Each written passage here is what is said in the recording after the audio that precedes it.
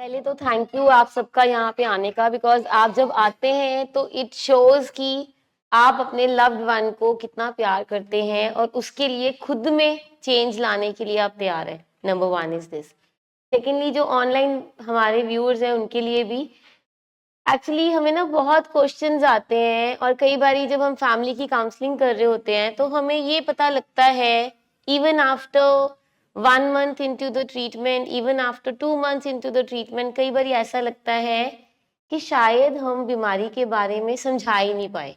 तो आज जो हमारा टॉपिक है वो बेसिकली इसके लिए है, क्योंकि हमारे पास बहुत सारी न्यू फैमिलीज हैं जो जिनके पेशेंट्स अभी थोड़ी देर पहले ही आए हैं। हम अंडरस्टैंड करें कि ये बीमारी है क्या एक्चुअली, क्योंकि जब तक ये नहीं पता लगेगा कि हमें क्या प्रॉब्लम है हम सोल्यूशन ही नहीं ढूंढ पाएंगे।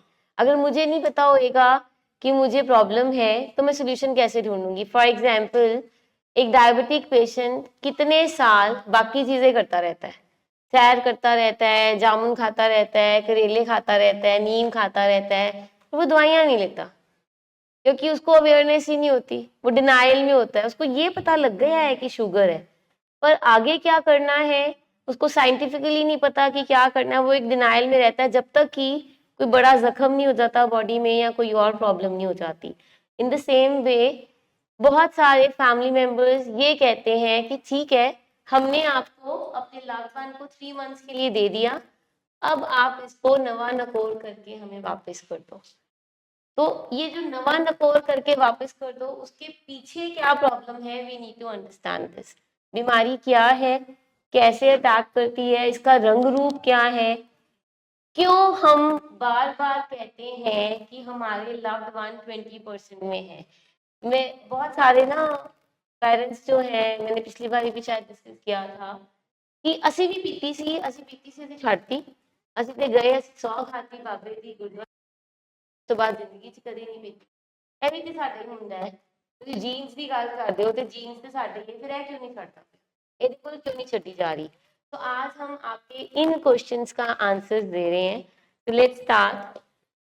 What is addiction? एडिक्शन है क्या, पहले तो ये समझो। सो पहले इनका पर्सपेक्टिव जानते हैं, फिर हम ये साइंटिफिक पर्सपेक्टिव पे आएंगे कि एडिक्शन है क्या। Rahul, can you pass that? कि जब हम अपने लव्ड वन को ट्रीटमेंट सेंटर पे लेकर आते हैं तो हमें लगता है कि वो उसको नशे दी लत लग गई है, ठीक है, बीमारी तो बहुत बाद में आता है। तो सर, जब हम ईच वन ऑफ यू कि जब हम अपने लव्ड वन को लेके आ रहे हैं तो हमारे अंदर क्या एक पर्सपेक्टिव, एक नजरिया चल रहा होता है कि हमारे बेटे को, जहाँ हमारे हस्बैंड को क्या हुआ है।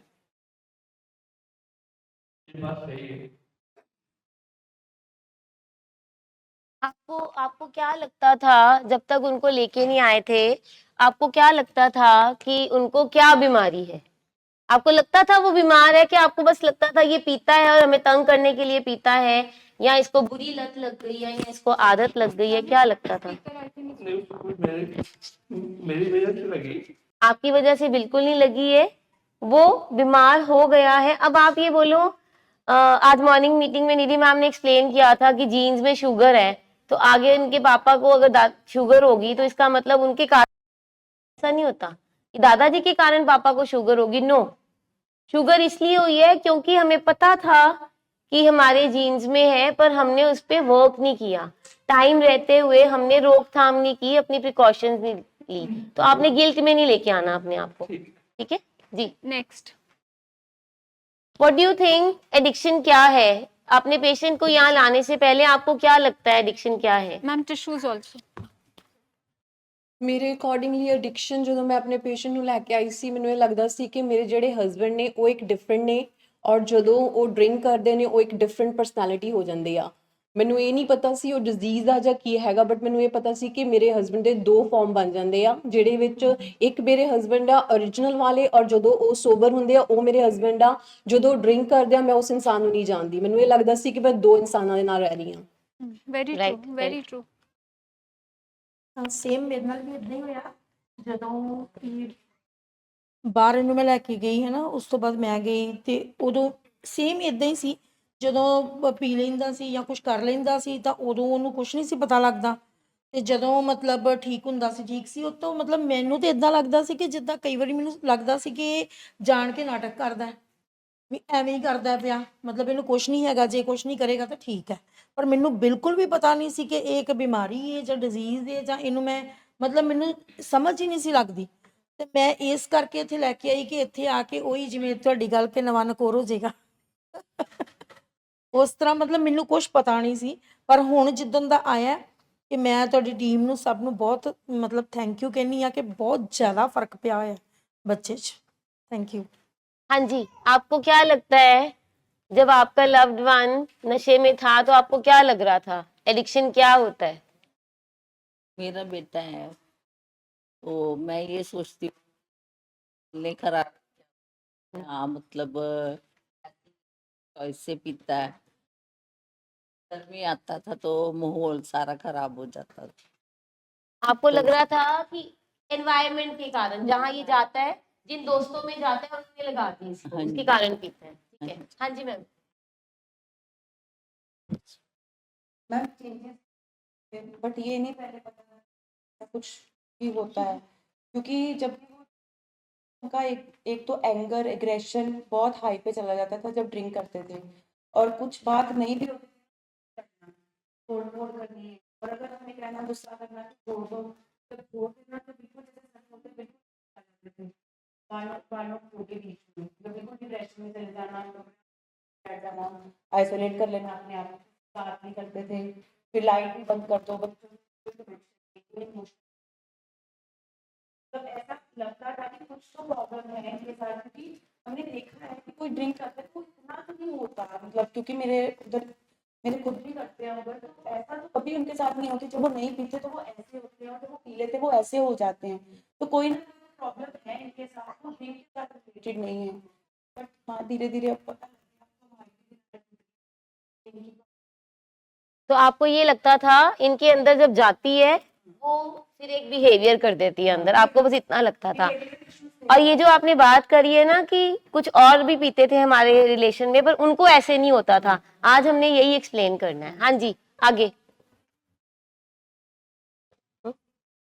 मतलब अब तक सबको ये दिख रहा है कि कोई ना कोई प्रॉब्लम थी, कोई ना कोई पहेली तो हमें मिल गई है, पर सुलझ नहीं रही है कि ये हो क्या रहा है। चेंजेस सबको दिख रहे हैं, बिहेवियर चेंजेस दिख रहे हैं उसके स्वभाव में, ठीक है, उसके इमोशंस में, उसके उठने बैठने के तरीके में, सब कुछ हमें बदलाव दिख रहा है। बट हमारे लिए क्वेश्चन मार्क है कि हुआ क्या है। और हम अपने कैफे इतने साल लगाते रहते हैं अपनी समझ के हिसाब से, क्योंकि इस बीमारी के बारे में कोई पता नहीं, हमें राइट नॉलेज राइट इन्फॉर्मेशन नहीं है, तो हम अनफॉर्चुनेटली कितने कितने साल अपने तरीकों से कोशिश करके उस बीमारी को और प्रोग्रेस करके यहाँ पहुँचते हैं। हाँ जी sir. Good afternoon ma'am. Good good afternoon. Afternoon. Addiction का मेन तो ये है किसी भी हैबिट को लंबे टाइम के लिए पाल लेना और उसकी आदत डल जानी, उसके बाद उसमें जो चेंजेस हैं वो अफेक्ट करती है जो ब्रेन को। और उसमें बड़ा रीज़न मैंने यही नोट किया है कि हम लोग ना अनअवेयर होते हैं उसमें, उसको लंबा ले जाते हैं काफ़ी। अर्ली स्टेज पे कोई भी ट्रीटमेंट मिल जाए ऐसा जैसा ये इंस्टीट्यूट है, मैं तो इसका ये समझता हूँ कि ऐसा अमेजिंग इंस्टीट्यूट शायद पूरी वर्ल्ड में ही ना हो जो रिजल्ट यहाँ पे मिल रहे हैं। लेकिन लोगों की अनअवेयरनेस की वजह से ये इतना क्रॉनिक हो जाता है, इतनी तकलीफ खड़ी हो जाती है फैमिली को, फैमिली डिजीज बन के रह जाती है। हमारे घर में मतलब टोटली हेल्थ था, हमें कोई ये नहीं सूझ रहा था कि जाएं तो जाएं किसके पास, किसकी हेल्प ले। मतलब लास्ट वाले डेज तो बस ये थे कि आज अभी कोई मिसहैपनिंग हुई, अभी कोई मिसहैपनिंग हुई, लेकिन थैंक गॉड कि किसी ने गाइड किया, यहाँ पे आए। मेन रीज़न यही है कि हम लोग इस बीमारी को समझ नहीं पाते। इसका इलाज है अर्ली स्टेज पे और इजी है, और जब ये थोड़ा लंबा टाइम निकल जाता है तो अनअवेयर होते हैं, समझ होती नहीं, तो ये क्रोनिक बन जाती है। वेरी ट्रू जी, क्योंकि हमारी अनअवेयरनेस होती है, हमें पता ही नहीं होता। Most of the people they feel कि लत है, आदत है, इसकी गंदी चॉइस हो गई है, ये गंदी संगत में चला गया है, लोग इसको जानबूझ के करा रहे हैं, हमारे बच्चे को बिगाड़ रहे हैं, ये बहुत अच्छा था। पर हमें ये अवेयरनेस नहीं होती कि ये एक डिजीज बन चुकी है और जो आगे को बढ़ रही है हमारी। तो हम फैक्ट्स देखते हैं, ठीक है, हमारा एक ये पर्सपेक्टिव था, और इतने सालों में हम अपने लिए राइट एक डायरेक्शन, राइट एक अपना एफर्ट नहीं लगा पाए। तो आज देखते हैं कि लाइक कि वो जो हमारा एक नज़रिया था और साइंस जो इस बीमारी के बारे में बोल रही है वो क्या है। वर्ड बाय वर्ड समझेंगे addiction is a chronic relapsing brain disease. एक एक वर्ड को समझेंगे। क्रॉनिक जो पक्की हो गई, बड़ी देर से चली आ रही, रिलैप्सिंग ब्रेन डिजीज। रिलैप्सिंग मतलब जो बार बार आई जा रही है, बार बार हमें वो प्रॉब्लम आई जा रही है। ब्रेन डिजीज ये हमारे ब्रेन को इफेक्ट कर रही है। That involves compulsive use of a substance. तो किसको इन्वॉल्व करती है? मजबूर हो जाता है बंदा उस सब्सटेंस को लेने के लिए, चाहे वो शराब है, चाहे वो दूसरी ड्रग्स है, उस सब्सटेंस को लेने के लिए मजबूर हो जाता है। और एंगेजमेंट इन अ बिहेवियर, अगर वो सब्सटेंस नहीं ले रहा तो किसी और बिहेवियर में वो एंगेज हो गया है, जैसे कि गैम्बलिंग में, पॉर्न एडिक्शन में, मोबाइल एडिक्शन में, किसी और एडिक्शन, डिस्पाइट हार्मफुल कॉन्सिक्वेंस। तो पता होता है ये जो मैं कर रहा हूँ, नशा, शराब, अफीम या और कोई नशा, या तो मेरी बिहेवियरल एडिक्शन चल रही है, तो मेरी गैम्बलिंग है या रिलेशनशिप है या पोर्नोग्राफी है, या जो मैं मोबाइल एडिक्शन हो गई है, या किसी को मनी की पावर की एडिक्शन है, ये नुकसान हो रहे हैं। नुकसान जानते हुए भी बंदा मजबूर हो जाता है उसको यूज करने के लिए। It affects the brain reward.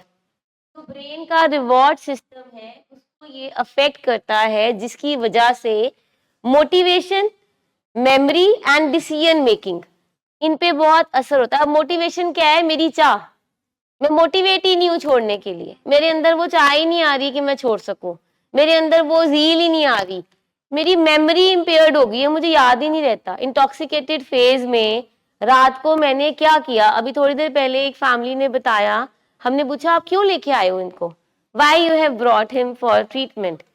कहते पी रहे थे, ये इलाज भी चल रहा था, पर क्या हुआ, एक दिन इन्होंने रात को वाइफ का गला दबा दिया पिए हुए, और इनको याद ही कुछ नहीं।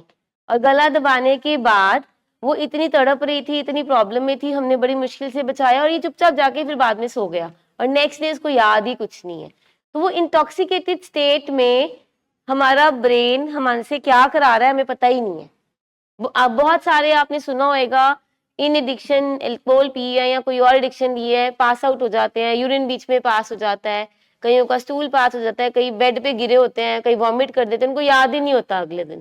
फैमिली क्या करती है, फटाफट साफ सूफ करके उसको आराम से उठा के लिटा देती है, क्योंकि मेरा लव्ड वन है, पर वो बीमारी तो उसको पता ही नहीं है, उसको समझिए। और डिसीजन मेकिंग, डिसीजन मेकिंग का मतलब है मेरे लिए क्या सही है, क्या गलत है, मुझे कौन सा फैसला लेना चाहिए, ये इसकी पावर खत्म हो जाती है, जिसकी वजह से वो इंसान, it becomes difficult for a person to stop by himself.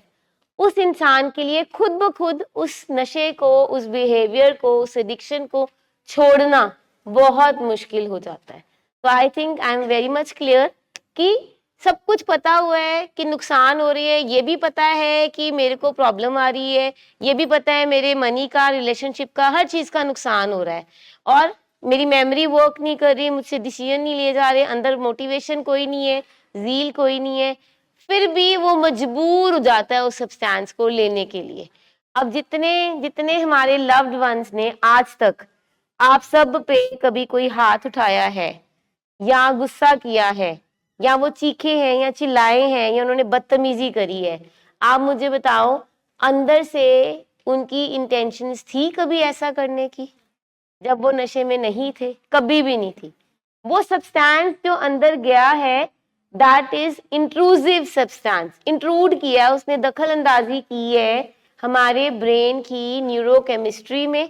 उस दखल अंदाजी की वजह से वो मजबूर हो गया ये सारा बिहेवियर करने के लिए, क्योंकि उसके पास और कोई रास्ता ही नहीं है, उसको अपनी एडिक्शन चाहिए बस।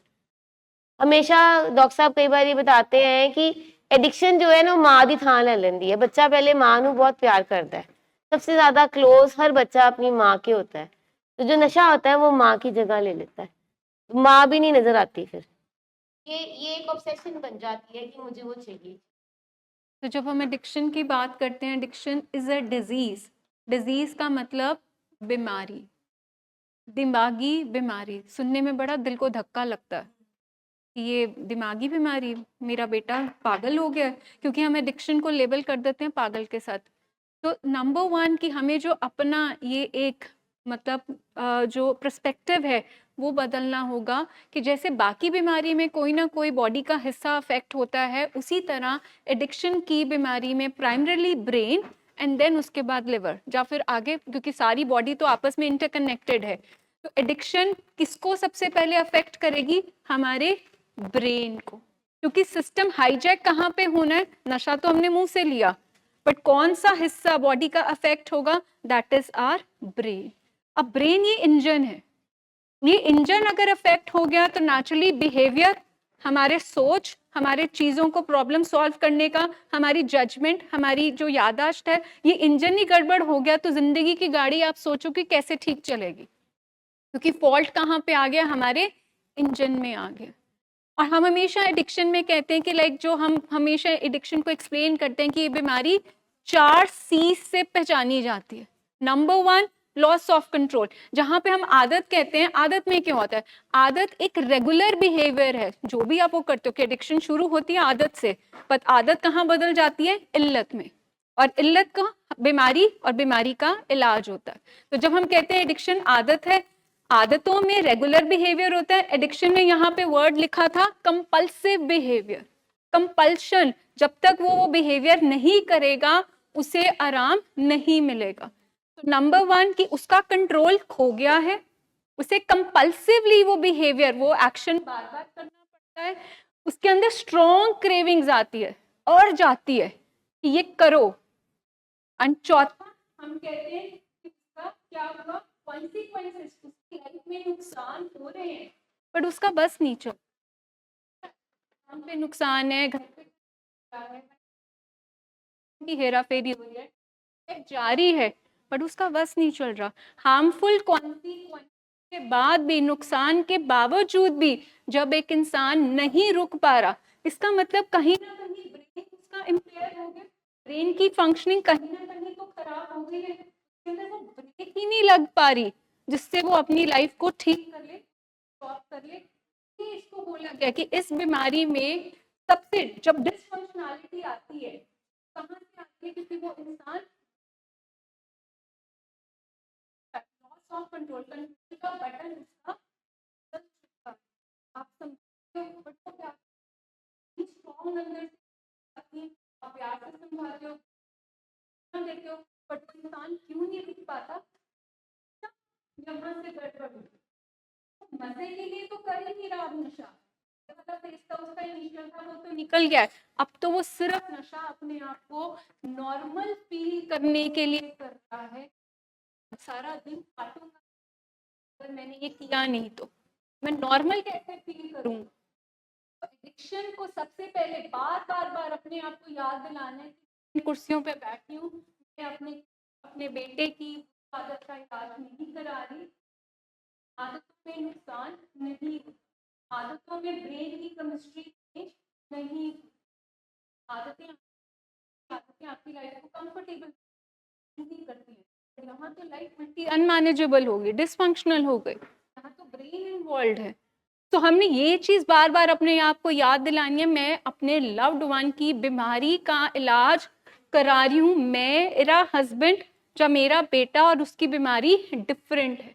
जैसे मलेरिया आया तो बुखार आता है, तो बदन दर्द होता है, उसी तरह जब एडिक्शन आई तो मेरे बेटे में, मेरे हस्बैंड में वो सारे चेंजेस आ गए जो हमें लगता है कि डुअल पर्सनालिटी हो गई। मेरी शादी किसी और के साथ हुई थी, बट ये इंसान कौन है? ये नया इंसान कौन आ गया जो हर टाइम पे गुस्से में, जिसको परवाह ही नहीं है? He is a changed man. वो चेंज्ड मैन क्यों है? क्योंकि उसका सिस्टम यहाँ से बदल गया है। तो नेक्स्ट इज एडिक्शन का जो मॉडल। तो एडिक्शन के मॉडल में हम कहते हैं 4 पिलर्स हैं। Number 1 bio, psycho, social, spiritual. जैसे इस कमरे के 4 पिलर्स हैं, उसी तरह एडिक्शन कहाँ पे खड़ी है? बायोलॉजिकल, दैट मीन्स ब्रेन, आपकी बॉडी इन्वॉल्व है।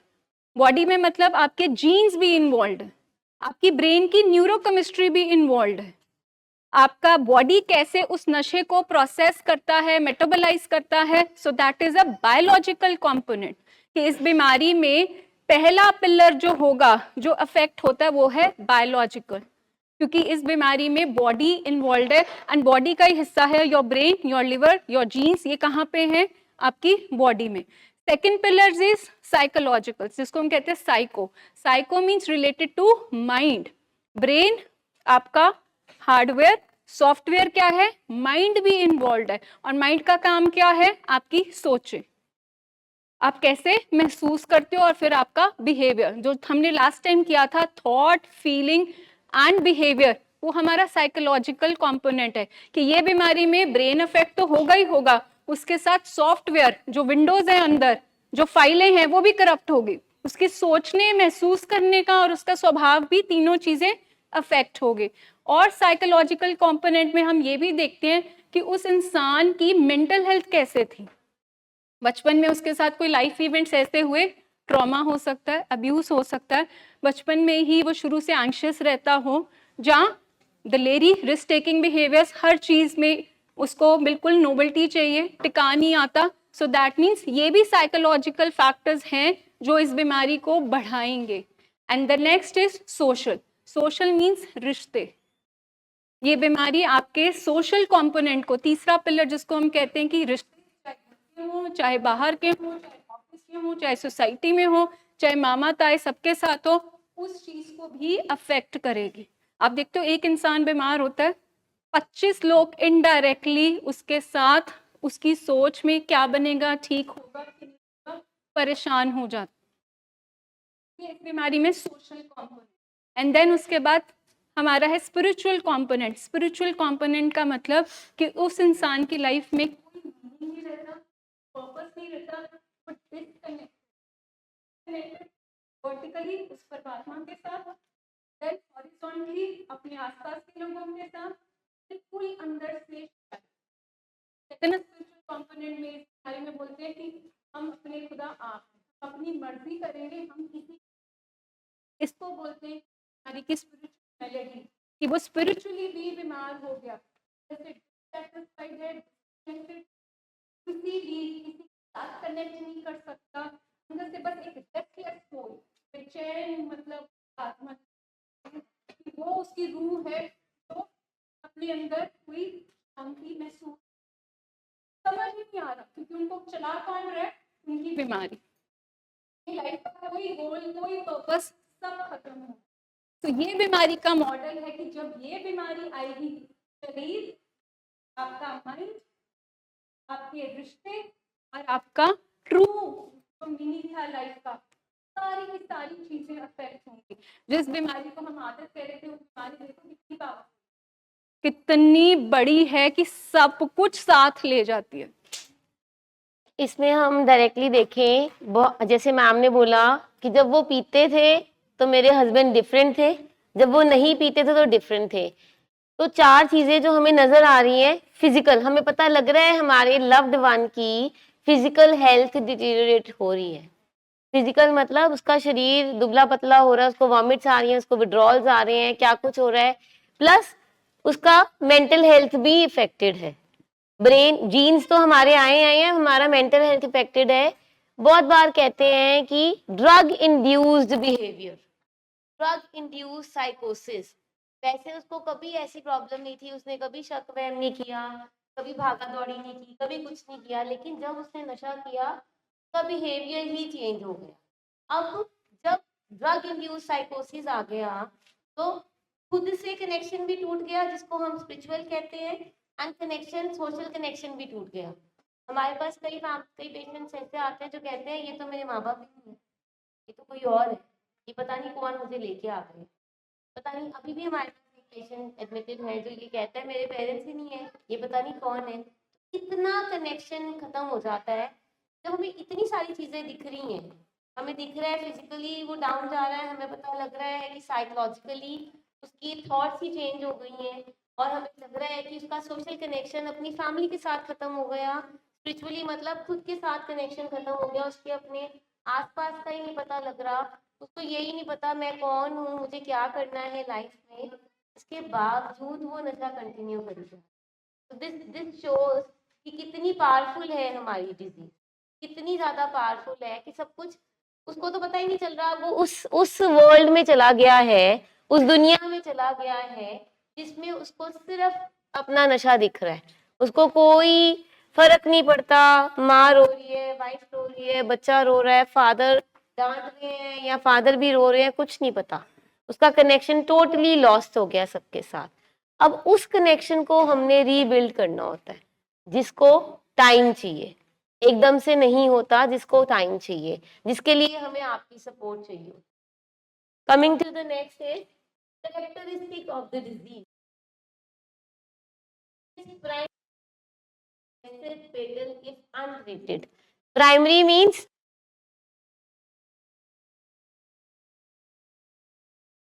अब कई लोग कहते हैं कि जी हमारे जीन्स में तो दूर दूर तक नहीं था ही नहीं, फिर कहाँ से आ गया? अगर नशा नहीं था तो कोई और चीज होएगी, हो सकता है बिहेवियर होए, हो सकता है एग्रेशन होए, हो सकता है उनको पावर का नशा होए, हो सकता है कि गैम्बलिंग होए, कुछ भी हो सकता है वो, और कुछ नहीं, सिर्फ वर्कोलिक ही होए। तो कुछ तो आया है जीन्स से, कोई तो कैरेक्टरिस्टिक आई है जीन्स से। तो primary, progressive, chronic. Chronic means बहुत देर से चली आ रही है और ये पक्की होगी। क्रॉनिक डिजीजेस कौन कौन सी होती है? क्रॉनिक का मतलब है जो लॉन्ग लास्टिंग है, जैसे डायबिटीज है वो लॉन्ग लास्टिंग डिजीज है, कैंसर है तो वो लॉन्ग लास्टिंग डिजीज है, अर्थराइटिस है तो वो लॉन्ग लास्टिंग डिजीज है, कि उसने चली जाना है। साथ साथ में हमें क्या करना है, हमें मैनेजमेंट करनी है ताकि वो दोबारा वापस ना आए। अब जब कैंसर का इलाज होता है और फर्स्ट स्टेज पे कैंसर पकड़ा जाता है और वो ठीक हो जाता है, रेडियोथेरेपी, कीमोथेरेपी या इंजेक्शन थेरेपी किसी भी तरह से, लेकिन उनको फॉलो अप करना पड़ता है। हर 6 महीने बाद उनको अपने स्कैन्स या टेस्ट कराने पड़ते हैं। किस लिए? कहीं रीग्रो ना कर जाए, कहीं दोबारा वापस ना आ जाए। यही एसेंस हमारे फॉलोअप का है। हमें फॉलोअप्स क्यों करने हैं? ताकि वो रीग्रो ना करे, दोबारा वापस ना आए, पॉपअप ना कर जाए कहीं। तो हमें फॉलोअप कंटिन्यू रखने हैं अगर हम चाहते हैं इस डिजीज से हम बच के रह सकें। Then it is progressive. Progressive मतलब बढ़ती जा रही है, आगे आगे बढ़ती जा रही है। पहली बारी सबके लव्ड वन ने सीधा वो नशा नहीं किया होएगा जिस नशा की वजह से यहाँ पे है। पहली बारी क्या लिया होएगा? सिगरेट ली होएगी, तंबाकू लिया होएगा, बियर ली होएगी या कोई और सब्सटेंस लिया होएगा। तंबाकू, सिगरेट, बियर से हम कहाँ आए? हम अल्कोहल पे आए, या हम हेरोइन पे आए, या हम कैनबिस पे आए, या हम कोकेन पे आए। धीरे धीरे धीरे धीरे ऐड ऑन हुई जा रही है सब्सटेंसेस, या हमारे ही सब्सटेंस की क्वांटिटी इतनी बढ़ी जा रही है जो कि फेटल हुई जा रही है। फेटल इफ अनट्रीटेड, अगर हम इसका इलाज नहीं करेंगे तो ये घातक है। कैसे घातक है? पहली बार इंटॉक्सिकेशन में अगर हम ड्राइव करते हैं तो एक्सीडेंट्स हो सकते हैं। इंटॉक्सिकेशन में हम किसी और का नुकसान कर सकते हैं, कि ऐसे लड़ाई झगड़े में फंस सकते हैं कि अगला बंदा आपको हिट कर दे। इंटॉक्सिकेशन में अगर हम अनट्रीटेड छोड़ देंगे तो ओवरडोज हो सकती है, सुसाइड रिस्क बहुत ज़्यादा बढ़ जाता है। पेशेंट सिर्फ धमकाने के लिए कुछ ट्राई करता है तो पता लगता है कि he has lost his life. It is fatal अगर हम इसका इलाज नहीं कर पाएंगे। तो ये बीमारी का हमारे कैरेक्टरिस्टिक है रंग रूप। नेक्स्ट, तो बीमारी की शख्सियत कैसी थी, अब बीमारी का नेचर, टेम्परामेंट कैसे, कह रहे हैं बीमारी दा कहते ना नेचर उस बंदे दी किवें है। तो इस बीमारी की नेचर क्या है कि ये बीमारी कनिंग है। उसका नेचर कैसे, उस इंसान का बड़ा चालाक है। तो ये बीमारी कैसी है? ये बीमारी बहुत चालाक है, ये किसी चीज़ का लिहाज नहीं करने वाली।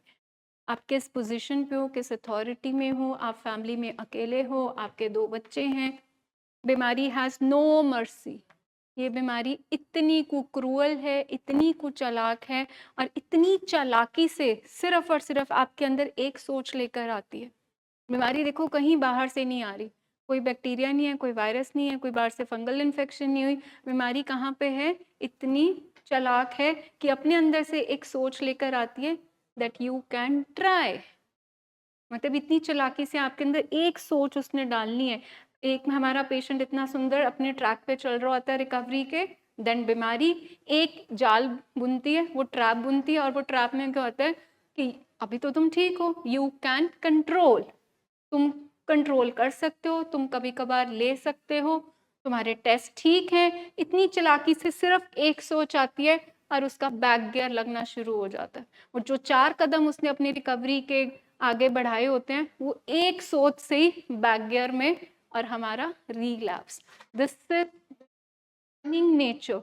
इतनी चालाकी से वो आपको ट्रैप में, जाल में फंसाएगी। आपको शायद विक्टिम कार्ड प्ले करा सकती है, आपको ओवर कॉन्फिडेंट का कार्ड प्ले कर सकती है, और आपको जस्टिफाई भी करा, भाई तू इतनी मेहनत कर, फैमिली अभी भी नहीं समझ रही, भाई 6 महीने हो गए, पहले तू 1 बॉटल पीता था, अब तू 2 पैक तो पी सकता है। हेरोइन छोड़नी थी, वो छोड़ देर से थोड़ी प्रॉब्लम है। आप देख रहे हो कितना कनिंगली आपकी अपनी ही एक सोच, आपका ऑटोमेटिक एक thought आपको बीमारी की वापस बीमारी का मतलब आपको कंफ्यूज करके रखती है। आपको हमेशा एम्बिवैलेंस में छोड़ूं कि ना छोड़ूं, बहुत देर हो गया ट्राई कर लेता हूं कि ना, और आपको डबल, मतलब वो कहते हैं ना, दो चित मन में हमेशा आपको बेफिल फॉलो पे जाऊं कि ना जाऊं, दवाइयाँ खा लूं कि छोड़, जो मेरे साथ है कि नहीं है।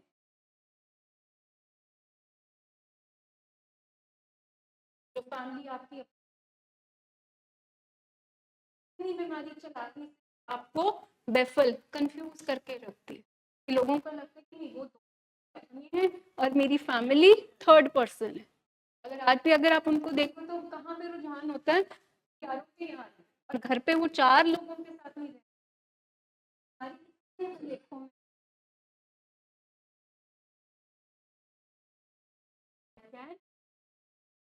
लेखा नंबर 1 साल हो गए, मैं कंट्रोल कर सकता हूँ, मगर इतनी देर हो गई है तो मेरा एक पैक से मेरी रिकवरी पे थोड़ी बात होगी। पहले तो 1 बॉटल पीता था, now I can take 1 cigarette और 1 पैक, कंफ्यूज्ड। एंड देन इतनी पावरफुल है, 100 हाथी की ताकत रखती है कि वो जीतती तो वो ही है। मैं जितना मर्जी कह लूँ कि मेरी विल पावर से मैं इस बीमारी को ठीक कर लूँगा, तो जैसे विल पावर से आप अपना खांसी जुकाम, अपनी डायबिटीज़, अपना हार्ट रेट, अपना बीपी पल्स नहीं ठीक कर सकते, उसी तरह इस बीमारी को भी आप ठीक नहीं कर सकते अपनी विल पावर से, क्योंकि विल पावर फेल हो जाती है एडिक्शन में। क्यों? क्योंकि यहाँ पे आपका ब्रेन में चेंजेस आ गए। मन पक्का करना है, पर चेंजेस कहाँ पे आए हैं? आपके ब्रेन पे। उसकी इच्छा बनती है कि मुझे अपने आप को ठीक करना है, पर यहाँ पे लोचा हुआ है, यहाँ पे केमिकल इम्बैलेंस है, तो वो विल पावर सुबह 100% होती है, टुवर्ड्स द आफ्टरनून 50%, शाम को बैटरी लो और जाके हमने सब्सटेंस कर लिया। So will power fails in addiction. इस बीमारी में तभी तो हम कहते हैं जो नंबर 2 स्किल है पावर ऑफ अदर्स, ये बीमारी में आप अकेले अपने आप को ठीक नहीं कर सकते। आपको ये प्रोग्राम चाहिए, आपको ये मेडिसिन चाहिए, आपको ट्रीटिंग टीम चाहिए, तो इतनी पावरफुल बीमारी के साथ आप लड़ सकते हो। इट्स लाइक कि एक मैं और सामने ओपोनेंट कौन है? 100 हाथी। 100 हाथी जितनी इस बीमारी में ताकत है, अब कोई इंसान लड़ सकता है? बट मेरा भ्रम, क्योंकि बीमारी कंफ्यूजिंग है, मेरा भ्रम क्या मुझे कहता है कि मैं लड़ लूंगा 100 हाथियों से, मेरे में इतनी ताकत है, मैं इस बीमारी को आप पे ठीक कर लूंगा। मैम नशा ही तो छड़ना है, मैं आप पे कीता, मैं आप पे छड़ दवांगा, प्रोग्राम दी क्यों लोड़ है? मेरी मर्जी, मैं अपनी मर्जी नाल शुरू कीता सी, मैं अपनी मर्जी नाल छड़ दवांगा। आपने नशा अकेले शुरू किया होगा, बट आप नशा अकेले नहीं छोड़ सकते। इस बीमारी में अगर हमें कह रहे हैं कि ट्रीटमेंट प्लान है, अच्छे रिजल्ट्स चाहिए, तो पूरा एक स्ट्रक्चर को फॉलो करना होगा। ये हमें बातें पहले समझनी पड़ेंगी, क्योंकि हम हमेशा क्या दलील देते हैं अपने बच्चों को भी, मन पक्का करो। भाई मन पक्का करके फिर आप अपना खांसी जुकाम खा लेना, डोलो मत लेना बुखार में, फिर अपने आप को भी यही दिलासा देना कि भाई मन पक्का कर, चल बुखार उतर, नहीं होता ना, वी टेक, सरदर्द में भी हम लेते हैं। तो जब हम इस बीमारी की बात कर रहे हैं, ब्रेन डिसऑर्डर की, तो हम अपने लव्ड वंस को ये दलील कैसे दे सकते हैं कि बेटा मन पक्का करो। विल पावर हमेशा कंज्यूमेबल आइटम होती है, मतलब कंज्यूम हो जाती है, खत्म होने वाली चीज है। आप जाते हैं शॉपिंग पे, आप कहते हो कि आप नहीं लेंगे, बट वहां पे जब आप देखते हो गेट बाय 1 गेट 1, कहाँ जाती है विल पावर? आप तो फिसल जाते हो। वो चीज ने तो उनको तारे सितारे दिखाए हैं, तो वो उनकी विल पावर कहाँ काम आएगी? उन्होंने कहना कोई बात नहीं, ये टाइम तो हम देखते हैं, नारी का स्वभाव है। अच्छा, ये क्वेश्चन ना बहुत आता है कि भाई ये 20% की आप बातें करते रहते हो, ये 20% क्या फंडा है? वाई 20%? तो आज हम इसको समझेंगे। Why only 20% become addict? ये देखो कितने डार्क कलर के हमने ब्रेन बनाए, उसमें से 2 ही हैं 20% जो बीच में फंसे हैं, 2 फंसे हैं। Understanding the role of vulnerability and metabolism for alcohol and substance abuser. Next slide please. Not everyone who tries alcohol or drugs becomes addict. Approximately 20% develop substance use disorder. Substance use disorder बोलते हैं इसको। Why? Let's explore it. अब हम alcohol की metabolism देखते हैं। Actually simple terms में आपको बताते हैं। मैम ने माँ की दाल खाई, मैंने माँ की दाल खाई। मैम को पच गई पर मुझे लूज मोशन लग गई। क्यों? रीजन, मेरे अंदर माँ की दाल जो मैंने सब्जी खाई थी वो मेटाबोलाइज ही नहीं हुई। सेम खाई, सेम जगह से खाई, सेम क्वांटिटी में खाई, बट इनका मेटाबॉलिज्म स्ट्रांग था, इन्होंने मेटाबोलाइज कर लिया उस चीज को इनकी बॉडी ने। मेरा मेटाबॉलिज्म पुअर था, वीक था, मेरे अंदर वो मेटाबोलाइज हो ही नहीं पाया।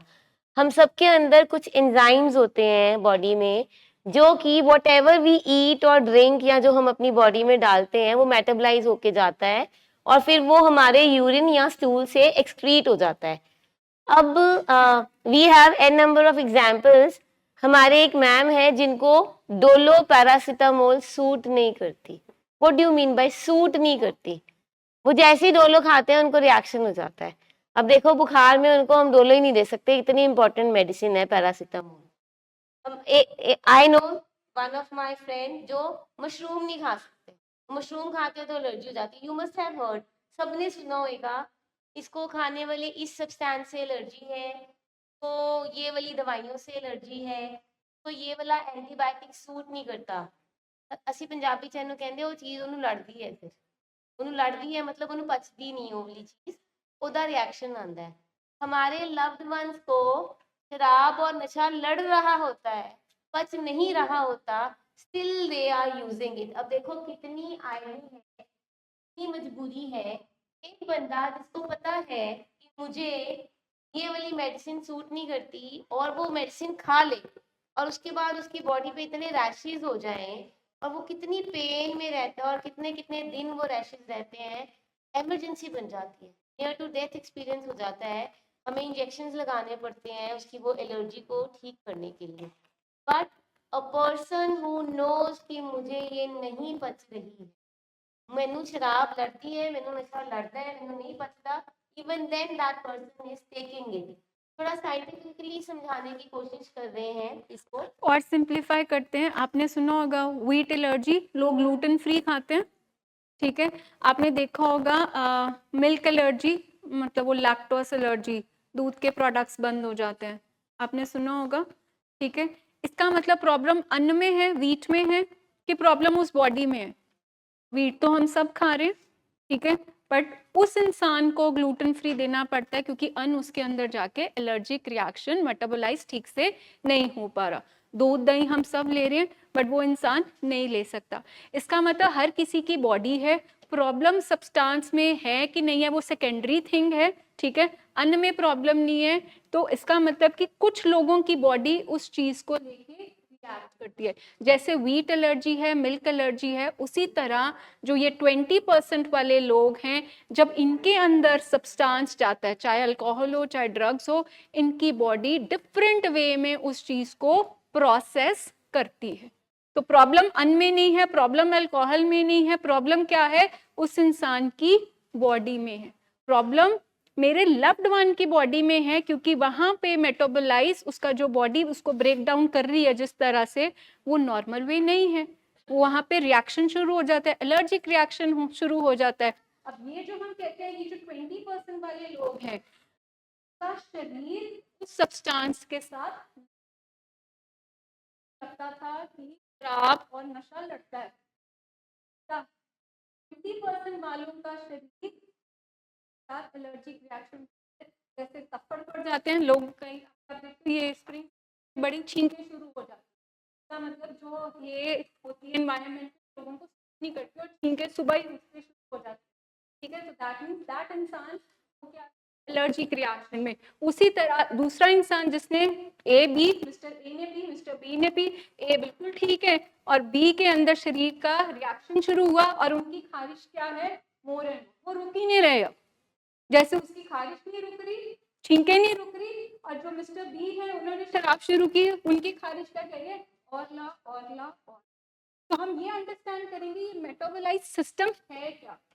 आजकल आपने सुना होगा ऑटिस्टिक बच्चे बहुत ज़्यादा हैं, ऑटिज़म बहुत है। जैसे हमने एक्सप्लेन किया कि हमारी बॉडी में कुछ चीज़ें मेटाबोलाइज होती हैं, कुछ एंजाइम्स होते हैं, ऐसे ही ऑटिस्टिक बच्चों में केसिन और ग्लूटिन, ये 2 एंजाइम्स ब्रेक डाउन नहीं होते और वो बच्चे क्रेव करते हैं इसके लिए। वो बच्चे मीठे के लिए और दूध के लिए क्रेव करते हैं बहुत ज़्यादा, और क्योंकि वो बाकी चीज़ें नहीं खाते तो माएँ भी दूध देती रहती हैं। तो साइंस कहती है इनकी 2 ये वाले प्रोडक्ट्स बंद करो, इनमें इम्प्रूवमेंट आनी शुरू हो जाएगी, इनकी हाइपर एक्टिविटी कम होनी शुरू हो जाएगी। इन द सेम वे हमारे जो लव्ड वंस हैं, हमें ये याद रखना है, they are different from others. ये जो शुरुआत में बात की थी कि मैं पीती, मैं गुरुद्वारे जाके सौ खा ली तो मैं छड़ती, नीड टू रिमाइंड योरसेल्फ कि your loved one is different. उसकी बॉडी नशों को पचा नहीं रही, उसकी बॉडी नशों को मेटाबोलाइज नहीं कर पा रही, कि बॉडी के अंदर वो एंजाइम काम ही नहीं कर पा रहा जो अच्छे से मेटाबोलाइज कर सकता है, वो मेटाबोलाइज नहीं कर रहा एंजाइम, और वो वाला सब्सटेंस उसकी बॉडी में ज़्यादा देर के लिए रह रहा है, जिसकी वजह से उसके अंदर टॉक्सिसिटी हो रही है। टॉक्सिसिटी जो हो रही है वो दो चीज़ों पे इफेक्ट कर रही है, एक लिवर पे, एक ब्रेन पे। एक लिवर टॉक्सिक हो रहा है और दूसरा हमारा ब्रेन टॉक्सिक हो रहा है। हमें समझ ही नहीं आ रही हमें क्या करना है। अल्कोहल का हम समझते हैं, अल्कोहल में ADH और ALDH 2 हैं। ADH is acetaldehyde, it is toxic, और एसिटेट जो है वो नॉन टॉक्सिक है, और जीन जिसमें बहुत ज़्यादा इफेक्ट करते हैं। Next slide please. एक्चुअली क्या होता है कि द फर्स्ट एंजाइम जो होती है वो है अल्कोहल डीहाइड्रोजनेज। तो अल्कोहल जब एंटर करती है वो कन्वर्ट करती है, अल्कोहल में एथेनॉल होती है, एथेनॉल आपको सबको पता होता है, वो एक सब्सटेंस में कन्वर्ट करती है, उसको बोलते हैं एसिटाल्डिहाइड, एंड ये बहुत ज़्यादा टॉक्सिक होता है। और जो दूसरा है वो एंजाइम है, it breaks down acetaldehyde into acetate, acetate होता है non toxic. The speed and the efficiency जो है it vary from person to person and depends upon genetics. जिनके जीन्स में है ये वो क्या करता है कि जो नॉन टॉक्सिक सब्सटेंस है वो बहुत देर के लिए अंदर रहता है, जो नॉन टॉक्सिक है वो जल्दी मेटाबोलाइज हो जाता है और वो ब्रेक डाउन होता है कार्बन डाइऑक्साइड और वाटर में, और वो क्या करता है हमारी ब्रेथ या हमारे यूरिन से एक्सक्रीट हो जाता है, वो रहता ही नहीं है बॉडी में। लेकिन जो जिनके जीन्स में ये चीज है और वो मेटाबोलाइज नहीं कर पाते इस एंजाइम को, वो टॉक्सिक है और बहुत देर के लिए रहता है। कहा जाता है, साइंस कहती है कि कुछ मिली सेकेंड्स के लिए अंदर रहना चाहिए, पर वो बहुत देर अंदर रह जाता है हमारे, और उसकी वजह से वो टॉक्सिसिटी क्रिएट करता है। दैट्स वाई ये फैटी लिवर, जो लिवर सिरोसिस आ रहा है हमारा, पहले लिवर पे अटैक करता है, फिर धीरे धीरे शुगर आ जाती है, पैनक्रियाज भी हमारे इन्वॉल्व हो जाते हैं, एंड हार्ट भी इन्वॉल्व हो जाता है। ये धीरे धीरे बाकी ऑर्गन्स पे भी इफेक्ट करना शुरू हो जाते हैं। क्यों? क्योंकि उसकी बाइफिकेशन नहीं हो पाई अच्छे से, अंदर से वो एंजाइम ब्रेक डाउन नहीं हुआ। अंदर से जो ब्रेक डाउन नहीं हुआ तो मेटाबोलाइज नहीं हुआ, उसको पाचन ही नहीं हुई अच्छी से, इसकी वजह से ये बीमारी बन जाती है। और जितनी देर ज्यादा वो रहता है उतनी टॉक्सिसिटी लेवल बढ़ती है और उतना ज्यादा हमारी एडिक्शन बढ़ती जाती है। आपको इतनी बात समझ आई? सिंपल लफ्ज में, सिंपल तरीके में, अल्कोहल में एक एंजाइम है जो कि मेटाबोलाइज नहीं हो रहा हमारे लव्ड वंस में, जिसकी वजह से वो एंजाइम बहुत देर तक अंदर रह रहा है, एसिटाल्डिहाइड बोलते हैं उसको। वो इतनी देर अंदर रहने की वजह से अंदर टॉक्सिसिटी क्रिएट करता है। इसी तरीके से जो बाकी ड्रग्स हैं उसका भी मेटाबॉलिज्म ऐसा ही है। बाकी ड्रग्स में लिवर जो ब्रेक डाउन करता है, साइटोक्रोम है एक एंजाइम, साइटोक्रोम, जैसे उसमें एसिटाल्डिहाइड है उसी तरह से इसमें साइटोक्रोम है। ये कैसे इफेक्ट करता है? Some people have fast CYP450 enzymes, they break down quickly, leading to shorter highs and they excrete through urine. कुछ लोगों में जब वो ड्रग लेते हैं पहली बार, दूसरी बार, तीसरी बार, तो ये फटाफट से मेटाबोलाइज कर देता है और वो यूरिन के थ्रू निकल जाता है. लेकिन जो हमारे 20% लोग हैं उनमें they have slow enzyme, drug stay in their system longer, causing prolonged effect. लंबी देर तक इफेक्ट रहता है. वो वाला हाई उनको ज्यादा फील होता है और जितना हाई फील होता है उतना उनको ज्यादा देर तक वो टॉक्सिसिटी रहती है और हमारी जो है एडिक्शन बढ़ती जाती है. तो हमें ये समझना है हमारे लव्ड वंस में व्हाई दे आर इन 20%, क्योंकि उनकी बॉडी इन एंजाइम्स को, जो एंजाइम्स हैं वो मेटाबोलाइज नहीं कर पा रही, ना ड्रग को ना अल्कोहल को. ऐसे ही जैसे हमने दवाई का नाम लिया अभी, कई दवाइयां नहीं मेटाबोलाइज कर पाते, कई फूड मटेरियल मेटाबोलाइज नहीं कर पाते. जो अंदर ऑलरेडी एंजाइम्स हैं वो मेटाबॉलिज्म उसकी अच्छी से नहीं हो रही, इसकी वजह से हम बीमार हो रहे, इसकी वजह से ये बीमारी पड़ रही. ये नहीं है कि क्यों ये 80% में है, ये 20% में क्यों है, ये इसलिए है कि उसके शरीर में एक चीज कमी है. उसके शरीर में उसकी नशे को पचाने की जो कैपेसिटी है वो नहीं है, इसकी वजह से वो बीमारी बढ़ती जा रही है. And we need to accept it gracefully. तो जब हम कहते हैं कि ए और बी ने शराब पी, ए ने जब शराब पी उसके अंदर बॉडी का फिल्टर ऐसा लगा था कि उसने प्रोडक्ट बना दिया, बाय प्रोडक्ट एक्स, मतलब वो यूरिन के थ्रू निकल गया, आप जो बोल रहे हो कार्बन डाइऑक्साइड थ्रू के निकल गया. अब जो ये 20% वाले लोग हैं, बनना एक्स था बट उनका बन रहा है Y, which is highly toxic. शराब पी, शराब ने फटाफट उसको मिली सेकेंड्स में ब्रेक करके वो किस में कर देती है, एसिड एल्डिहाइड्स में, हाईली टॉक्सिक. इसीलिए लिवर सिरोसिस, इसलिए पैंक्रियाइटिस, इसलिए किडनी अफेक्ट है, क्योंकि अब शरीर में ब्लड के साथ क्या घूम रहा है, तेजाब.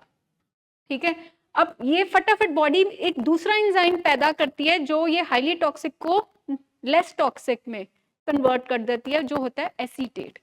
पर ये जो 20% वाले लोग हैं इनका प्रोसीजर सिर्फ फर्स्ट लेवल तक रह जाता है, एसिड एल्डिहाइड बनता है. इसलिए जब हम कहते हैं कि सारे पी रहे हैं उनको तो आज तक कुछ नहीं हुआ, उनका नॉर्मल बॉडी का फिल्टर ऐसा है कि वो एसिड एल्डिहाइड को फर्दर ब्रेक कर देता है. और ये जो 20% वाले लोग हैं इनके अंदर एसिड एल्डिहाइड, मतलब सोच लीजिए एग्जाम्पल कि शराब तो पी पर अब शराब सिर्फ तेजाब में ही कन्वर्ट होगी, तेजाब को आगे ब्रेक डाउन होना था, वो सिस्टम अब खराब है और ये सिस्टम इरिवर्सिबल है.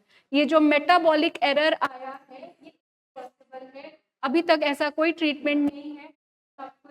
एरर को ठीक कर दे, जैसे कंप्यूटर की फाइल करप्ट हो गई तो वापस रीगेन नहीं होती, इसी तरह जब हम कहते हैं कि ये बीमारी जब लग जाए, अल्कोहल यूज डिसऑर्डर या substance use disorder, metabolic error irreversible है, अब वो ठीक नहीं हो सकता, उसे ट्रीटमेंट ही कराना पड़ेगा. एंड ड्रग्स के लिए जो अभी मैंने बात किया कि वो जो साइटोक्रोम 450 एंजाइम है वो उनका ठीक काम नहीं कर रहा था, उसके लिए सारे जो हम ले रहे हैं मेडिकेशन ड्रग्स जो ले रहे हैं उसको फटाफट ब्रेक करना होता है, तो ब्रेक हो ही नहीं पा रहा. अंदर कहीं का मतलब ब्रेक होके फास्ट था प्रोसेस, बट आगे ब्रेक जो होना था तीसरे नंबर पे वो नहीं हुआ. तो अब क्या घूम रहा है आपके बॉडी पे, सिर्फ हाईली टॉक्सिन. ये वो टॉक्सिन, अब जब आप ब्लड से ऑक्सीजन लेते हो ब्रेन में तो टॉक्सिन यहाँ पे भी आएंगे, ब्रेन केमिस्ट्री यहाँ पे भी तो अफेक्ट होगी, क्योंकि ब्रेन ऑक्सीजन कहाँ से लेता है, ब्लड से. अब ब्लड में क्या दौड़ रहे हैं, सिर्फ टॉक्सिन्स, इसलिए उसकी ब्रेन केमिस्ट्री इम्पेयर हो गई. तो अब यहाँ पे हमने ये अंडरस्टैंड करना है व्हाई 20%, क्योंकि 20% वाले लोग ऐसे हैं जिनको जैसे हम कहते हैं अनसूट नहीं किया, उनका एलर्जिक रिएक्शन हुआ, उसी तरह जो मेरे लव्ड वन है वो 20% में है क्योंकि अंदर फिल्टर नहीं कर. और जब फिल्टर जब ब्रेक डाउन होता है, मशीन ने जो साफ करना होता है वो साफ कर ही नहीं पाती आपकी बॉडी को, तो वो टॉक्सिन वो होके आप देखते हो कि LFT हर पेशेंट के हम हर 10 डेज 15 डेज के बाद LFT रिपीट करा रहे होते हैं, लिवर फंक्शन टेस्ट, क्योंकि हमें वो भी देखना होता है कहीं लिवर तो नहीं साथ में अफेक्टेड है. आप नॉर्मली मान लोगे रिहाब में जितने पेशेंट्स हैं सबके लिवर ऑलमोस्ट कॉम्प्रोमाइज्ड है. वी कीप ऑन रिपीटिंग उनके सारे test. There are other factors जिससे हमें पता लगता है कि 20% में हमारे क्यों हैं। बायोलॉजिकल फैक्टर्स हम ऑलरेडी बता चुके हैं, जेनेटिक्स में होता है, ब्रेन केमिस्ट्री जो है, ओवर एक्टिव डोपामिन सिस्टम हो जाता है जिसकी वजह से हमें स्ट्रॉन्ग हाई मिलती है। और कई बार अर्ली यूज देखा गया है टीन एज में, जब हम यूज करते हैं, आजकल तो बहुत कॉमन ट्रेंड हो गया ये, जब टीन एज में यूज कर रहे हैं, क्योंकि ब्रेन अभी डेवलप हो रहा है, अभी ब्रेन की पूरी डेवलपमेंट हुई ही नहीं है, तो उसकी वजह से जो इतना ज्यादा वो सही या गलत का पता ही नहीं है, तो हम फंस जाते हैं उसमें, एडिक्शन में, हमें समझ ही नहीं आती। तो these are biological factors. Next slide please. Psychological factors, तो psychological means related to mind. अब कोई बचपन का ट्रॉमा हो सकता है, एंजाइटी हो सकती है, वो एंशियस रहता है हमेशा, उसके अंदर डर चिंता हमेशा ज़्यादा रहती है, एक्सेसिव रहती है, डिप्रेशन, मूड उससे मैनेज नहीं होता, खुद से दवाइयाँ ले लेता है। देन इम्पल्सिविटी, लो इमोशनल कंट्रोल, कि ये फैक्टर्स जब हम कहते हैं कि वाई 20%, तो अंडरलाइन रीजंस हम ये भी देखते हैं अपने पेशेंट्स में कि साइकोलॉजिकल फैक्टर्स क्या हैं, लाइफ इवेंट्स में कुछ ऐसा तो नहीं हुआ। देन सेकेंड, उनका बिहेवियर हमेशा इम्पल्स कंट्रोल कैसे था, सोच आई साथ में फौरी तौर पे एक्ट कर देते थे कि रुक जाते थे। देन उसके बाद हमेशा अपने इमोशंस को प्रोसेस कर लेते थे, मन उदास हुआ जाके कमरे में लॉक कर दिया, तोड़फोड़ करनी शुरू कर दी, बात करनी बंद कर दी, कैसा बचपन से उनका स्वभाव था। Then unprocessed emotions, higher craving, कोई भी प्रेशर आया मुझसे डील नहीं हो रहा, क्योंकि लाइफ तो हमेशा अनप्रिडिक्टेबल है, अप्स एंड डाउन्स आते हैं। अप में भी हमसे इमोशनली हम बहुत ओवरचार्ज हो गए, और जहाँ हमारी लाइफ में कुछ कोई ऐसे फाइनेंशियल रिस्ट्रेंट आ गया, या कोई फैमिली कॉन्फ्लिक्ट आ गई, हम तब बिल्कुल ज़ीरो पे चले गए। तो हमें वो मैनेज ही नहीं करना आता, तो मैंने अपना ध्यान कहाँ इंक्लिनेशन शुरू की, ध्यान कहाँ पे लगाया कि ये सब्सटेंस से टेम्पररी रिलीफ तो मुझे मिलेगा। सो ऐसे इंसान जो इनके अंदर एक साइकोलॉजिकल फैक्टर, अगर ये चीज़ें दिख रही हैं, तो आपको लगेगा ये भी जल्दी उसमें जाएंगे एडिक्शन की तरफ। Social and environmental factors, family history और मॉडलिंग ऑफ सब्सटेंस यूज। अगर फैमिली में मॉडलिंग क्या होती है, हम मिरर न्यूरॉन्स कहते हैं। मिरर न्यूरॉन्स मींस, आपने देखा होगा कि बच्चियां जो होती है छोटी बिंदियां लगा रही होती हैं, लिपस्टिक लगा रही होती है, माए की चुन्नी ले रही होती हैं, जो बच्चे होते हैं बॉयज होते हैं वो टाई डाल रहे होते हैं, फादर का कोट डाल रहे होते हैं, शूज डाल रहे होते हैं, तो मॉडलिंग होती है, मिरर न्यूरॉन्स होती हैं। बच्चे अगर बचपन से अपने एनवायरनमेंट में वो चीज देखते आ रहे हैं, तो उनको लगता है it is okay, I can use it, तो वो अपने आप ही ऑटोमेटिकली ना चाहते हुए ही मॉडलिंग हो जाती है उनकी उस बिहेवियर की। Peer pressure and social assess. Social assess मतलब आजकल मल्टीमीडिया में इतना है ना कि जितने आपके मॉडल्स हैं, जैसे कोई एक्टर्स हैं, वो कुछ ना कुछ, कोई बियर पकड़ रहा है, कोई सिगरेट पकड़ रहा है, तो वो देख के अपने आप ही इन्फ्लुएंस हो जाते हैं। या पीयर प्रेशर, फ्रेंड्स तू ला ला, एक बारी ला ला, तू बंदा नहीं गा, तू मर्द नहीं गा, एक बारी ला ला, कोई गाल नहीं, कुछ नहीं होता, तो वो उस वजह से हम जाके इस ट्रैप में फंस जाते हैं। Next is lack of healthy support and coping tools. हम देखते हैं, जैसे अभी पिछली स्लाइड में था, इमोशंस जो है वो प्रोसेस नहीं हुई सही तरीके से। सबसे बड़ी प्रॉब्लम ये होती है कि हमारे लव्ड वन को कहीं ना कहीं प्रेशर हैंडल करना नहीं आता, स्ट्रेस हैंडल करना नहीं आता, और कई बार क्या होता है कि शायद वो एक्सप्रेस करना भी चाहते हैं पर वो सही तरीके से एक्सप्रेस इसलिए नहीं कर पाते, क्यों? क्योंकि उनको फियर ऑफ जजमेंट होता है, क्योंकि मैंने नशा करा या मैंने एक बार ही नशा किया, अब मेरी फैमिली मुझे जज ही करेगी, मुझे समझेगी नहीं, they will not understand me. उन्होंने मुझे एक तगमा लगा दिया है कि ये जो कर रहा है, ये जो बात कर रहा है, या ये जो कुछ भी कहना चाह रहा है, इसके कोई गेन्स हैं, इसमें कोई सेकेंडरी गेन्स है, जिसलिए ये इतने प्यार से बात कर रहा है या कुछ कहना चाह रहा है। तो हम वो सपोर्ट एज अ फैमिली दे नहीं पाते अपने लव्ड वन को, जिसकी वजह से वो रीच आउट नहीं कर पाता और अगली बारी उससे कोप नहीं कर पाता। Next please.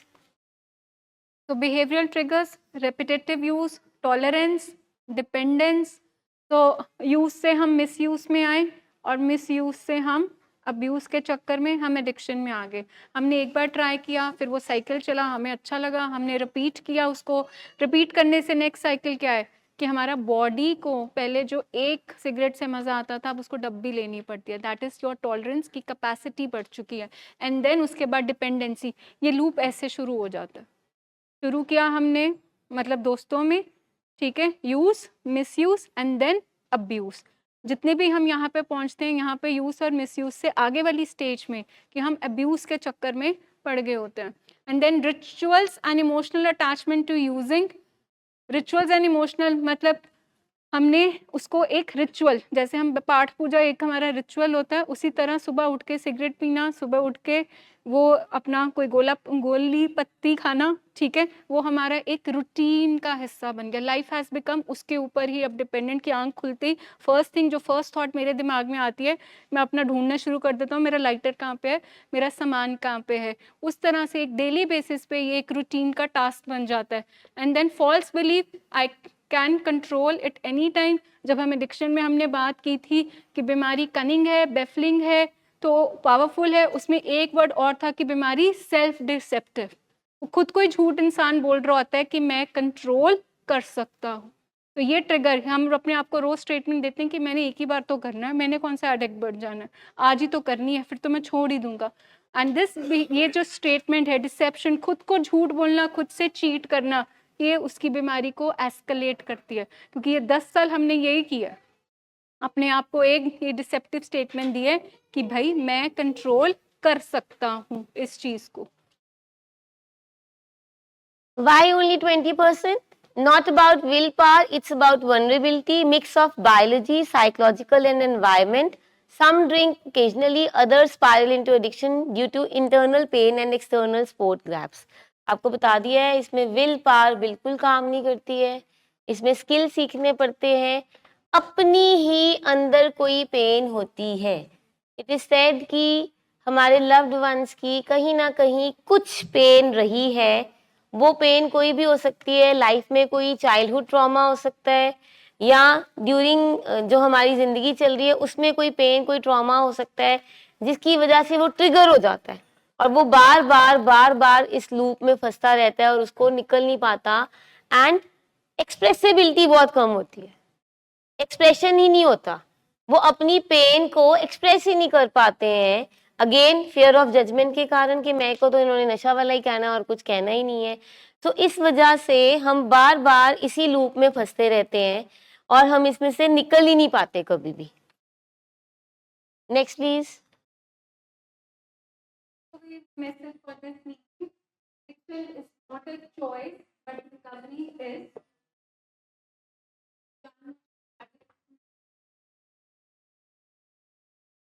आता हमें, ठीक है, ये पता नहीं क्यों समझ क्यों नहीं रहा, सुधर क्यों नहीं रहा, इसको दिख क्यों नहीं रहा, एक्चुअल में वो आपसे हमारी हमारा नजरिया देख के लगेगा तो कभी भी हम इनके साथ, पर जब हम देखते हैं के कारण ऐसा है तो आपका नजरिया उसको डील करने का, बात करने का आपका बदल जाएगा। आप ब्लेम से रिस्पॉन्सिबिलिटी के माइंडसेट में शिफ्ट होते हो। And this is like recovery is a choice.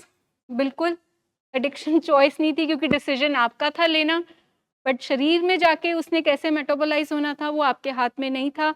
But recovery का डिसीजन टोटल आपके हाथ में। You can change your life, you can give best gift. कहते हैं रिकवरी इनिशियली बहुत मैसी होती है, but the best thing you can gift your self is sobriety. अगर आपको अपने आप को कुछ देना है तो दैट इज योर सोबराइटी। बस फुल स्टॉप लगा दीजिए, बिकॉज इस बीमारी में सब कुछ जाना है, सब कुछ जाना है। बड़ी प्रॉमिसिंग बीमारी है, I am going to take everything. बीमारी कहती है मैं सब कुछ लेकर जाऊंगी, बट इसलिए कह रहे हैं कि sobriety, recovery is the best gift जो आप अपने आप को दे सकते हो। Early awareness, support system, understanding the why behind the addiction makes all the difference. कि वो एडिक्शन में जानबूझकर नहीं आए, उनकी चॉइस नहीं थी, बस आ गए। हर घर में कोई ना कोई बीमारी है, शायद हमारे घर में एडिक्शन वाली बीमारी आ गई। बीमारी बहुत ट्रिकी है अंडरस्टैंड करने में, क्योंकि हमारा सफ़र ऑलरेडी बहुत पेनफुल सफ़र वाला रहा होता, तो हमें नहीं समझ आ रही होती। But the only we feel that कि जितना आप अपने आप को राइट साइको एजुकेट करोगे कि ये बीमारी क्या है, कैसे है, वो क्यों ऐसे बने हैं, क्यों आपकी बात नहीं सुन रहे हैं, हमेशा आपके साथ डिफाइंड बिहेवियर में रहते हैं, तो आपको दिख जाएगा कि ये उनके अंदर जो बीमारी है उसके साइन एंड सिम्टम्स हैं। एक मेरा सवाल है सारी फैमिली से, लव्ड वन हमारे अब आए हैं, 20% में ये क्यों है, अपनी सिंपल लैंग्वेज में आप बता दीजिए। Why they are into 20?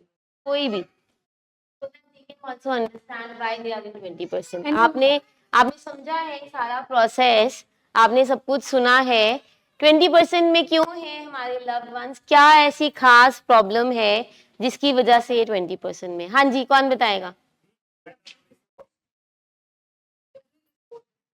One is predisposed, it is in genes, and very good, weak metabolism, right? हाँ जी, उनके एंजाइम्स जो है वो मेटाबोलाइज नहीं करते। वेरी गुड, क्योंकि इनके एंजाइम्स मेटाबोलाइज नहीं करते।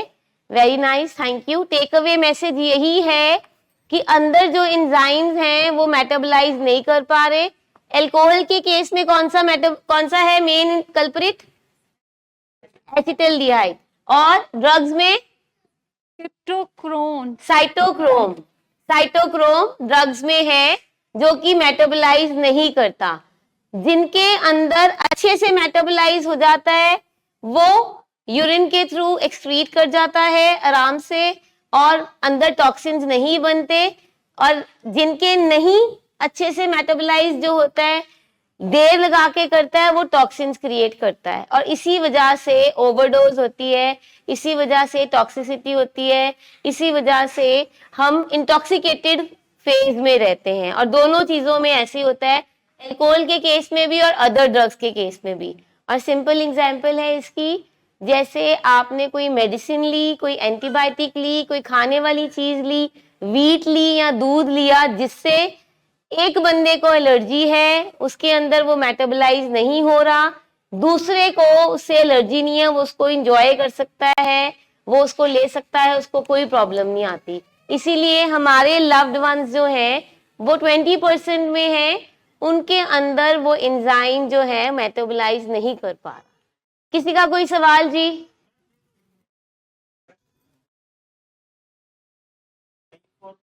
रॉन्ग मेंटली लीड कर लेते हैं ये लाइफ पूरी। अगर हम थेरेपीज में है, ट्रीटमेंट में है, तो डेफिनेटली यस। अभी मैंने शुरू में बोला था कि there is a behaviour which is called drug induced behaviour. साइकोसिस आया, मूड प्रॉब्लम आई, मूड डिसऑर्डर कुछ भी आया, एक है वो इंडिपेंडेंट है। इंडिपेंडेंट है मतलब मेरे बच्चे को पहले से ही पर्सनालिटी में था, मेरे बच्चे की पर्सनालिटी में था ये उछल कूद करनी, रिस्क टेकिंग बिहेवियर करने और ये सारा कुछ करना। एक है नशा करके उसके बिहेवियर में सारी चीजें आई। जब नशा ही अंदर से निकल गया, प्लस आप थेरेपी में हैं, आप फॉलो अप्स में हैं, आपका ट्रीटमेंट चल रहा है, तो definitely yes he can be better. Without therapy treatment no, for some time he has to be in therapy, after some time he will be better. जैसे आपको बताया है कि कैंसर हो गया तो बताते हैं इतनी रेडियोथेरेपी, इतनी कीमोथेरेपी करनी पड़नी है, इतनी देर आपको ये दवाई खानी पड़नी है। वो दवाई कुछ नहीं होती, इम्यूनिटी की दवाई होती है, और वो खानी पड़ती है कितनी देर। ऐसे ही हर इंडिविजुअल डिफरेंट है, हर इंडिविजुअल की डिफरेंट प्रॉब्लम है एसोसिएटेड विद एडिक्शन। उस प्रॉब्लम को डायग्नोज करके उस पर हम वर्क करेंगे। एंड सबसे बड़ी बात ये है कि बिहेवियर अगर दोबारा आता है, दैट डजंट मीन कि पूरी बीमारी दोबारा आती है। मैंने कितनी बार बोला है कि पॉप अप करती है बीमारी, तो जैसे बिहेवियर आया we can reach out, we can ask for help. It's not necessary, ये है ही नहीं कि ये सारी जिंदगी अच्छी जिंदगी नहीं बिता सकते। हमारे लव्ड वंस, शादी भी होती है, बच्चे भी होते हैं, अच्छा बिजनेस भी करते हैं, करियर भी बड़ा अच्छा करते हैं। और ये एक ऐसी बीमारी है जिसमें आप ज्यादा अच्छा कर सकते हो। अगर हार्ट अटैक आ गया ना, अगर चूल्हा टूट गया ना, तो डॉक्टर ने कहना है तुसी वजन नहीं चुक सकते हो, तुसी भज नहीं सकते। पर ये एक ऐसी बीमारी है जब मरीज निखरता है और उसकी बिहेवियर बेटर होती है तो वो और बेटर होता है, वो और ज्यादा अच्छे से कर पाता है सारा कुछ। बट ये राइट सपोर्ट सिस्टम की जरूरत होती है। एनी अदर क्वेश्चन जी? हाँ जी।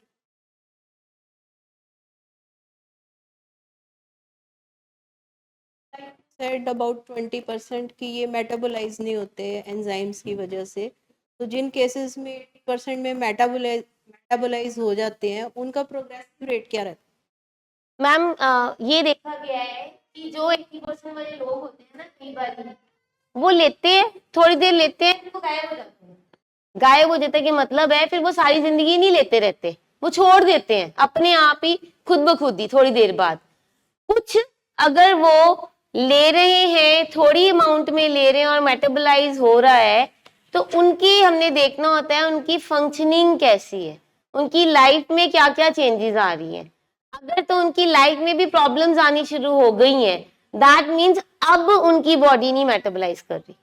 मैं भी 20s में मेटाबोलाइज करी थी 20-25 सालों में, अगर वो 69 इयर्स का हो गया बंदा और अब जाके उसको वो आ रही है, तो अब वो 20% में आ गया वो। है? Earlier he was in 80% and now he is in 20%। Yes, 80% वाले 20 में जा सकते हैं, 20 वाले 80 में नहीं जा सकते।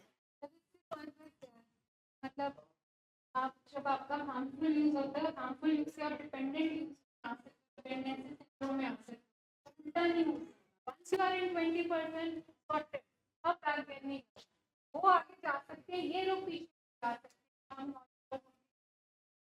दैट इज नॉट अभी इरिवर्सिबल।